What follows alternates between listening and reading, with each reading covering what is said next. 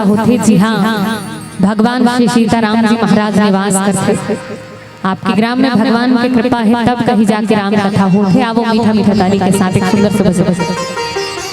आज हमर मन के संगे भाग जागे रे, आज हमर मन के संगे भाग जागे रे, भर दिल कर सगमा सिया राम गेना, भर दिल कर सगमा सिया राम गेना।